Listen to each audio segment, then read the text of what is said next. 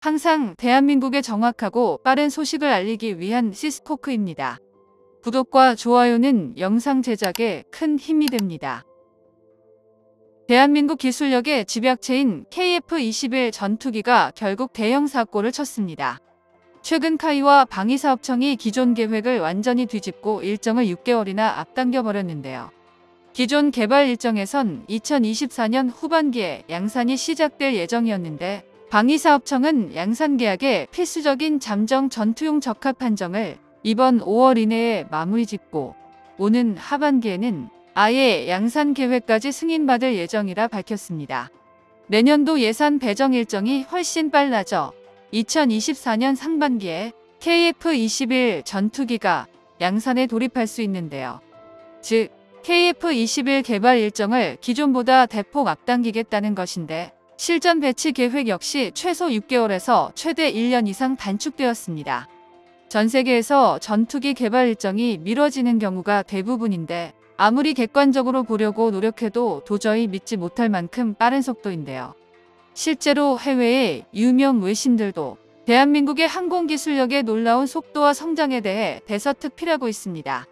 이 모든 게 가능한 건 KF-21 전투기가 매 시험 비행 때마다 예상을 훨씬 웃도는 결과값을 보여준 덕분인데요.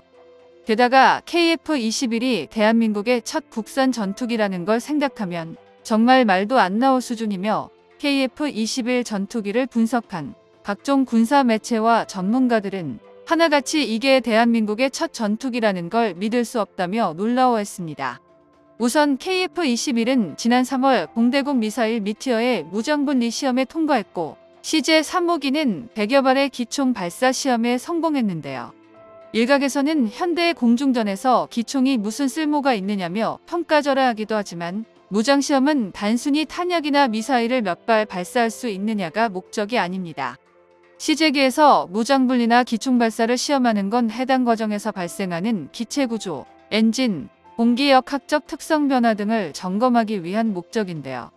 이를 통해 안전성이나 일련의 무장 운용 과정에서 관련된 항공전자 시스템이 정상 작동하는지를 확인하기 위함입니다. 그렇지만 이건 기술적인 내용이고 중요한 건 시험탄이긴 했지만 미티어를 발사하는 데 성공했다는 것인데요. 미티어는 유럽 미사일 개발업체인 MBDA가 개발한 차세대 비가시거리 공대공 미사일, 일명 BVR-AM 시스템인데 영국의 주도로 프랑스, 독일, 이탈리아, 스웨덴, 스페인이 개발에 참여한 만큼 유럽의 기술력이 총집합된 장거리 공대공 미사일의 정점으로 평가받았습니다. 실제로 덕티드 로켓 모터를 탑재한 미티어는 독보적인 초원거리 요격으로 명성이 높은데요. 기본 속력만 최소 마하 4 이상인데다 사거리는 최소 100km에서 최대 300km에 육박합니다. 오죽하면 미국조차도 F-35의 초장거리 요격 무장으로 미티어를 탑재하고 있는데요. 게다가 가장 최근인 지난 4월에는 KF-21 전투기가 단거리 공대공 미사일 AIM-2000, 통칭 아이리스-T 무장 분리 시험에도 성공했습니다. 아이리스-T는 AIM-9 사이드 와인더 대비 목표 획득거리가 4배, 탐색각 3배, 추적 능력은 6배 이상 향상된 단거리 공대공 미사일인데요. 일반적으로 대다수의 군사 전문가가 아이리스-T를 미국의 주력 단거리 공대공 미사일인 AIM-9X의 상위 호환으로 평가합니다. 아이리스-T의 기동성은 그야말로 경이로운 수준인데요. 초당 60도, 중력가속도 60G로 선회가 가능한 아이리스-T는 만약 KF-21 전투기가 정면으로 미사일을 발사한다 하더라도 급선회를 통해 후방에 따라오는 적 전투기를 타격할 수 있습니다. 사실상 360도 전방위에 대한 방위가 가능한 건데요. 이번에 우크라이나 공군이 아이리스-T를 이용해 러시아 순항미사일을 100% 격추를 달성하는 등 공중의 고속 이동물체 격추 능력을 이미 실전에서 검증받았습니다. 중국의 질적 주력기인 J-22 탑재한 PL-10 단거리 공대공 미사일이 아이리스-T와 유사한 스펙을 보유했음에도 실전이고 훈련이고 단 한 번도 실제 성능을 공개하지 않았다는 것과 상당히 대조적인데요. 이 덕에 KF-21 전투기는 개발 단계인 지금 상태로도 잠재적인 전투 수행 능력을 확보하였음이 입증되었습니다. 즉 현재 시험 비행 상황으로 양산에 돌입해도 문제될 게 없다는 것입니다. 현재 KF-21 전투기는 기체에서 발사된 미사일이 A4 레이더가 포착한 타켓으로 정확하게 날아가 표적을 맞추는 것을 최종 목표로 진행 중인데요. 사실 이번에 전 세계를 놀라게 한 결정적인 이유가 바로 국산 A4 레이더를 탑재해 비행하였기 때문입니다. 전면부에 천여 개의 소형 통합 모듈을 장착해 각 모듈마다 독립적인 송수신을 가능하게 만든 A4 레이더는 현대 레이더 기술의 정점이라고 해도 과언이 아닌데요. 무수히 많은 모듈이 각기 다른 주파수를 송수신할 수 있어 적의 전파 방해에 따른 대처 능력이 상당히 뛰어납니다.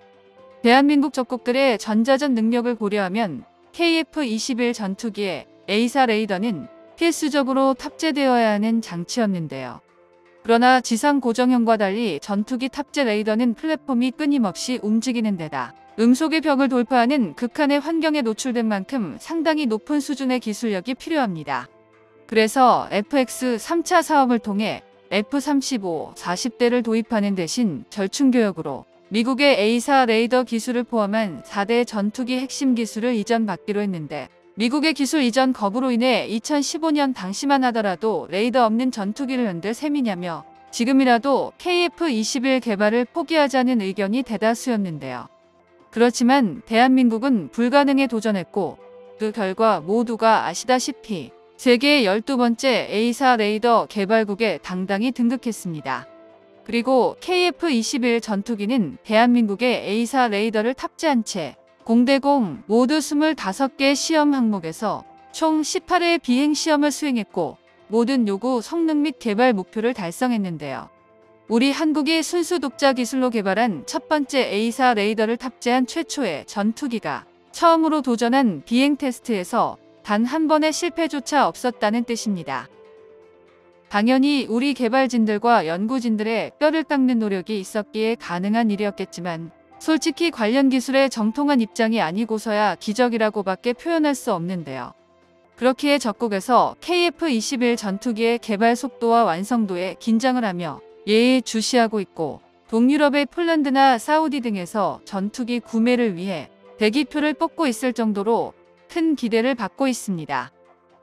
대한민국의 KF-21 전투기의 압도적인 무장을 연달아 시험 비행에 성공시키면서 항공기술력이 완숙의 경지에 다다랐음을 스스로 증명하였고 이르면 2024년 초 양산 단계에 돌입할 KF-21 블록원이 전 세계 방산 시장에 어떤 돌풍을 일으킬지 몹시 기대됩니다.